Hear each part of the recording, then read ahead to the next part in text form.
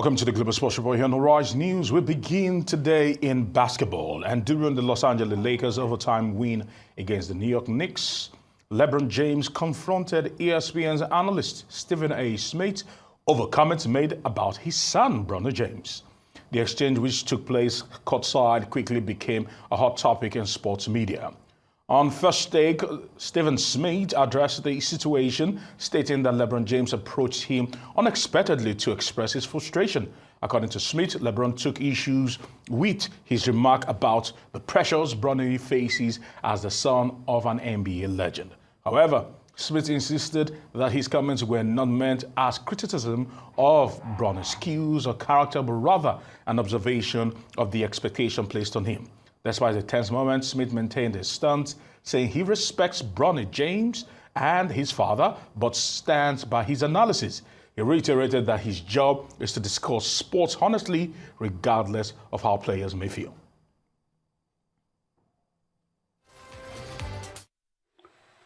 He approached me during the game, and he said, "Stop effing with my son. That's my effing son. Stop effing with my son." I said, "What? Nah, man, straight up, man to man. Real talk. Stop effing with my son." And I saw how furious he was. And I said, "We can talk about it later." "Nah, F that. Stop effing with my son. That's my son. I said, "All right, dog. Fine." And he walked away. That's all he said. I knew what he was talking about. I've spoken about this before. Matter of fact, I heard that not many, not all, but a few players were upset at me about that. I think one player in particular was Draymond Green, who I haven't spoken to since and has no desire to speak to me primarily because of this, I suppose. All right, joining us to discuss these and all the topical issues today on the Global Sports Report is Arise sports analyst, Sam Adeyemi. Sam, I want to say thank you very much for joining us today. Thank you for having me there. And this is a touchy subject because as journalists and as news anchors, you're expected to tackle issues unbiased, Yes, and give a fair assessment of a situation based on the way you see life through a particular prism. Yes. And some would say that LeBron James might have crossed the line to attack Stephen A. Smith. And some would say that as a father, he was protecting his son. The question is, where do you stand in this particular divide and these particular arguments? Okay, first, I think almost everyone has had one issue or the other with Stephen A. Smith. We have to put that out there. He's said many things many times that people are not comfortable with. And even with LeBron James himself, not even including the son, as recent as probably a week ago, was still talking about the number of points, talking about the GOAT between himself and Michael Jordan. Yes. And it was still berating LeBron James. So there's something already there. Stephen A. Smith has said things. But about Bronny James, like an analyst, this is a man that has followed the sport for many years. He's one of the top analysts of the NBA. And then he makes... the highest paid, as a matter of fact. He makes an observation about Bronny James, which, to be fair, he's not the first person and not the only person to have said that. There have been a lot of things said about Bronny James. That the Lakers got him, they drafted him as the 55th overall in 2024 because of his father's name. What are the numbers saying? Let's look at his numbers. He hasn't done so well. He's averaged about 4 minutes. He has done poorly. So let's not mince words here. Bronny James is a terrible player. No, he isn't. No, yes, he isn't. He is. Based on statistics. There are players that are less talented than him and they're in the NBA. Yes, but Bronny James, for his numbers this season, is one of the worst players in the NBA. In the G League, he's doing well. But this is a player that's... He's not killing it in the G League. What I'm saying is... He's not the best player in the G League. He's one of the best players. He's not the best player, but he's one of the good players. I'm not saying he's average at best in the G League. Average at best. So you can put it at that. G League, not the NBA. In the NBA, there are players that are worse than him. I know I don't want to mention, but this is a thing sometimes for players who have popular name or famous name. Nobody is going to say this about Steph Curry because Del Curry as good as he was never one of the best at his time. But Steph Curry took it. I was just looking at Tim Hardaway Jr. They've already talked about him. This is always going to... He never got anybody to draft him at the early stage. These things happen. But then, looking for LeBron to go ahead and attack Stephen A. Smith, I think that's it. Some things you don't get to cross. Yes, I said what he said about your son. It's left for your son to prove him wrong, but with his performance. Exactly. So it's not in your place to be attacking the analyst. No, it's my effing son. It's my effing son. No. Some would say that LeBron brought this upon himself because when Bronny James was 14, by the way, for those that do not know, Bronny James' full names are LeBron James Jr. Yes. And LeBron James admitted that he made a mistake, which he wishes he could correct by going back memory lane or going back or winding the hands of time and probably renaming him something else, because he just kind of understood at that point in his life and his career that calling someone junior to the king himself puts a mountain of pressure on the boy. And a lot of eyeballs as well. Yes. And the question now is this. LeBron James insisted that any team that is willing to draft his son will be the team he will play for. Hence putting more pressure on the boy and where the boy goes to. And that has happened right now. The boy has actually come into the NBA. The boy has tried to register himself as a player in the NBA and has not been able to cut it because the shoes, the ginormous shoes of the father. And that's it. That's what I was saying. Will always bring that particular comparison. That's it. You've got a famous and talks about nepotism. Yes, there's that all. And I was looking at a particular where Jaylen Brown during the summer league made a comment. Apparently was just making that comment with his girlfriend at the time, but then the camera caught him talking about he's not good enough.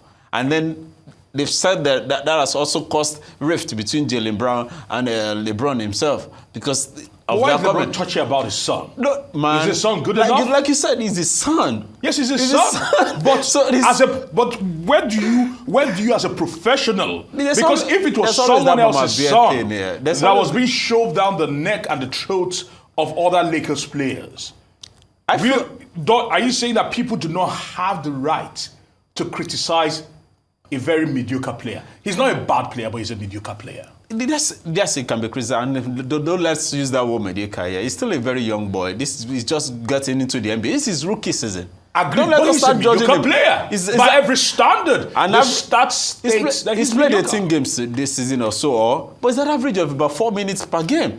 And he's averaging 0.3 points per game. He hasn't had that much minutes. He hasn't had much minutes. Okay. But then, it's his rookie season. Okay. We've had many players who had failed even in the rookie season, and then afterwards they pick up.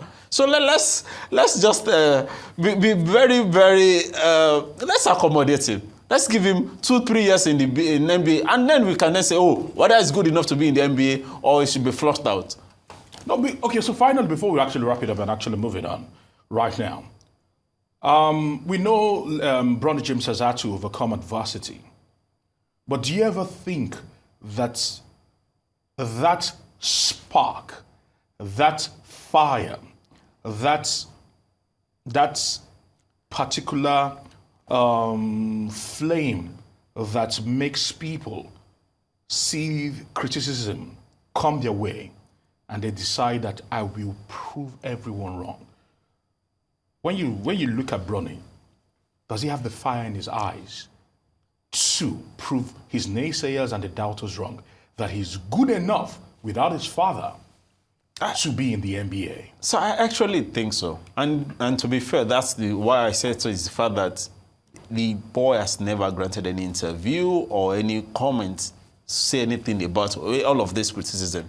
So that means he's staying grounded. And okay, let me do my job and prove you. Or probably he's listening to someone say... He's got a father that has got a lot of criticism during his career, even despite being one of the best. And so he has a very good person to follow in the footsteps, who is also a good advisor for him. So he's just putting everything in. And the best way to always come at critics is to show them they were wrong by your hard work. And that's why I said, let's give him the next 2 years. Yes, maybe at the time, the father will no longer be at Lakers, and then it is by his own standard, by his own performance, that he's going to get that starting spot or even remain in the NBA, as the case may be at the time. All right. Let's move it on. Before we talk about the Super Eagles, let's talk about FIFA and some politics. Former president of the Nigeria Football Federation, Amaju Melvin Pinnick, has reiterated his desire to be the best African football leader representing the continent in the FIFA Council. 10 candidates are vying to represent Africa in the FIFA Council at the Confederation of African Football election scheduled for Cairo, Egypt later this month. 5 slots are available at the polls. Pinnick, who was speaking about his re-election to the council during a live interview, said that his motivation for seeking re-election is to build on the progress made during his first term under him as a FIFA president. Let's get to break down what to expect come the 12th of March 2025 in Cairo, Egypt.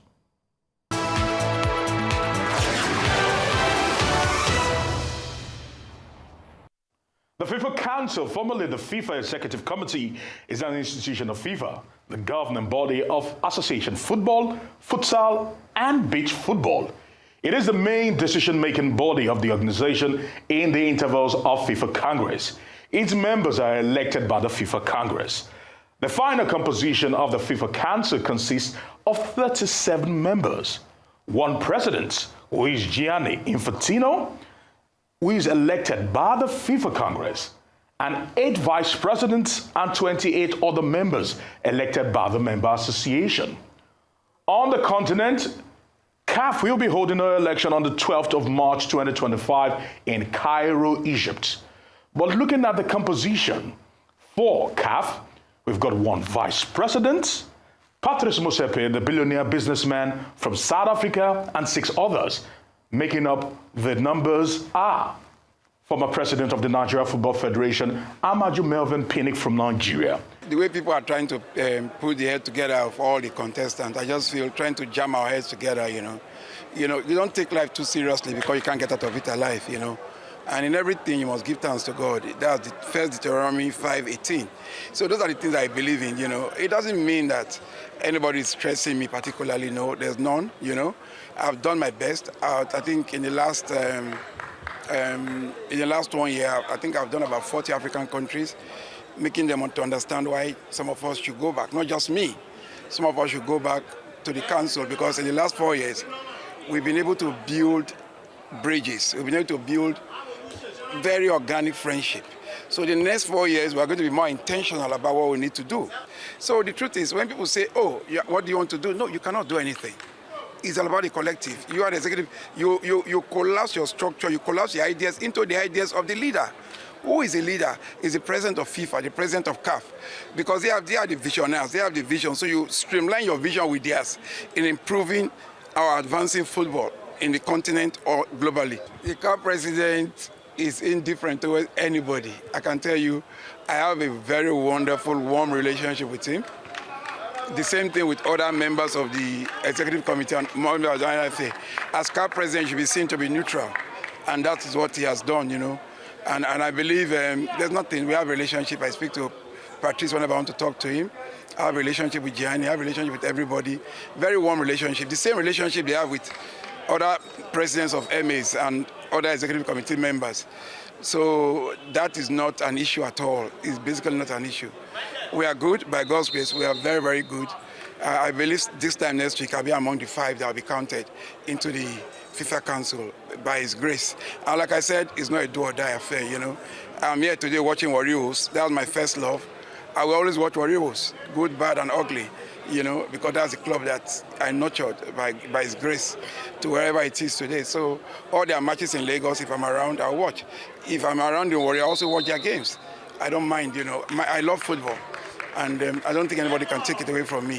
President further, we've got Issa Johansson from Sierra Leone. And also, in the 6th, from Egypt is Hani Abu Rida. and also not leaving out Maturin the Chakos from Benin Republic. As of the time of this recording, 13 individuals are running for the coveted seats. Only 6 are available. Now, starting it off from the Kosovo region is Andrew Ndinga Kimanga from Zambia, looking to actually get a place on the board of the FIFA Council. And from Wafu B, we have Jibril Hamido from Niger. And also amongst them from Wafu B also is Yassin Idris Diali from Ivory Coast. And Benino's Mathurin Di Chakos is also in the running from Wafu B. From Wafu A is Senegalese Augustin Senghor. And also not leaving out Lydia Nzekera from the Sekafa region. And from the Kosovo region, we have Kanizat Ibrahim from Comoros. And not leaving out Egypt's Hani Abu Rida, represented the UNAF region. And from Wafu A, Ahmed Yahya from Mauritania. Also from Wafu A is Sierra Leone's Isha Johansson. And not leaving out Sekafa's Waberi Suleiman Hassan. And finally, from Morocco, for the UNAF region, is Fauzi Lecture. A lot is expected in the running, as several will be jostling for a seat in this coveted boardroom of intellectuals, as members that navigate the round letter game will be decided for Africa on the continent come the 12th of March 2025 in Cairo, Egypt. Will 6 be walking in and we will be stepping down and be left out? We'll have to wait and see. But flight 2 p.m. Nigerian time, West Africa, GMT +1, a lot will be expected. Will Nigeria's Ahmad Melvin Pinnick be amongst the 6 that will be re-elected back into the FIFA Council? We'll keep our fingers crossed. I'm in Monetary Situations from Lagos. All right, we'll keep our fingers crossed. I'm still here with Sam, and Sam, breaking it down, of course, a lot is expected, and there are a lot of politics and permutations going into this particular one. 6 are expected to be elected, several of them coming back, and some want to actually pry their way through to come in. Talk to me about how important is it to have a Nigerian on the board? No, definitely it's very important. And then Amaju is finishing his term, is going for re-election. Fuzi Lekja, Abu Rida, these are guys that have been there. Yeah. But then we know out of these 10 already, taking out the president of CAF, who is also the vice president of FIFA, we need 5 other persons. No, we need 6 people. So including him, including making 6. That's what I'm saying. No, including making 7. Okay, including making 7. Yeah. Okay. So 6 are still. And there are 10. What I was just looking at is I was looking at the region that they all came from. We have a lot from West Africa. Yes. From Benin to Niger to Cote d'Ivoire to Senegal. Yeah, so a lot of people around in West Africa region already, which is making this whole thing very tight and not that easy. But then he has done it before. He's good enough to go again, and I'm hoping that he's been able to convince more African brothers to support his stake, because the March 12th, I think that's Wednesday, is going to be a very tough one, and it will be nice to have him going back there. He's the highest ranking Nigerian in any FIFA FIFA Council, our FIFA membership. So it will be nice for Nigeria to still have him there. No matter what is happening in the local front, we need somebody to always represent us over there. And something I must mention this quickly, that he will set a record, and his name will go down in the annals of history if he's re-elected. Because he will be the first Nigerian to actually get a re-election through the board of FIFA. Understanding that Amos Adabo, at a certain point in time, that was a long time ago. Yes, quite a while ago. Now let's go on a quick break. You're still watching Global Sports Report here on the Rise News. When we come back, we'll be talking to the Super Eagles as they gear up for major World Cup qualifiers against Rwanda and Zimbabwe. Go good way.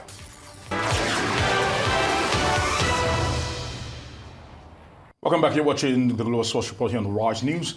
Now to the Super Eagles. Based on the current form of most Nigerian players abroad, the Super Eagles list for the 2026 World Cup qualifier against Rwanda and Zimbabwe later this month was highly anticipated.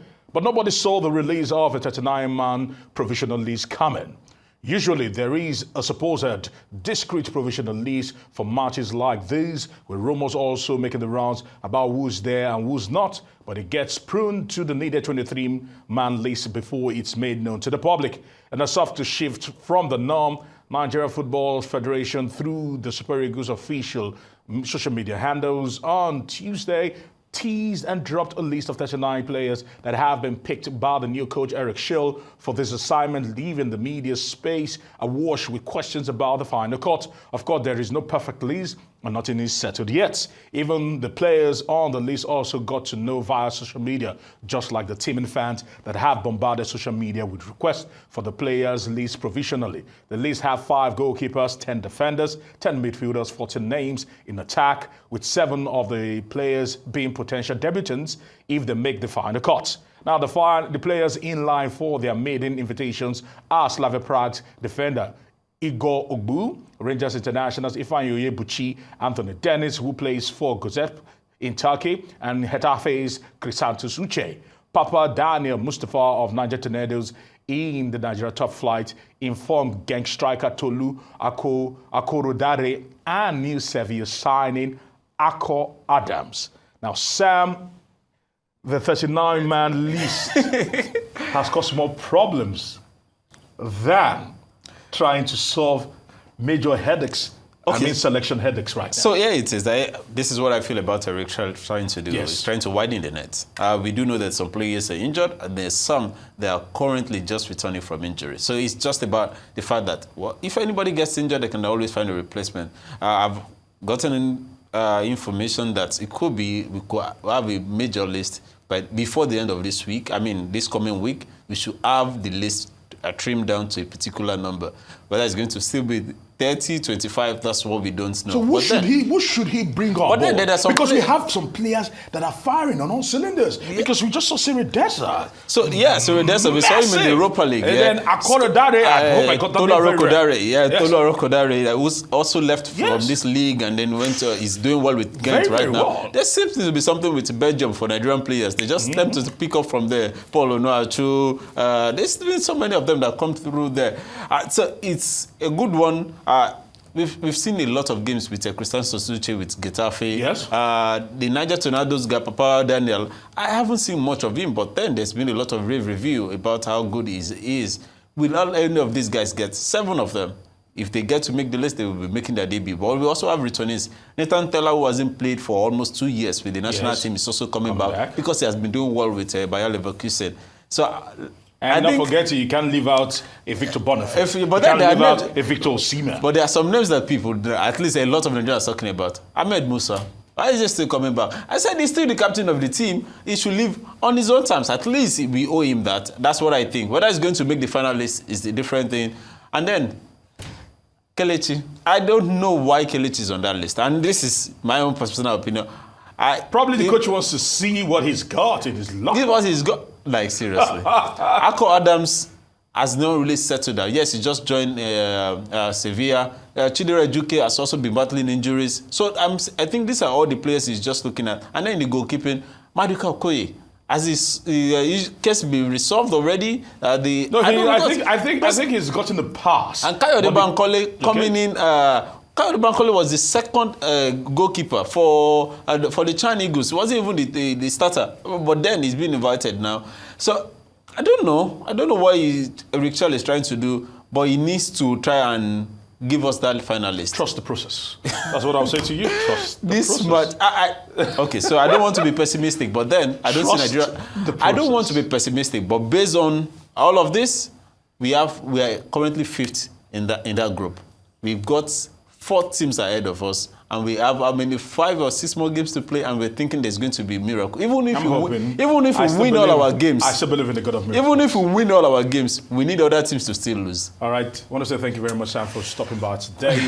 And that's it on this edition of Global Sports Report here on the Rise News. We'll be keeping tabs on the Super Eagles. I am Aaron Akerejala saying goodbye and thank you for watching.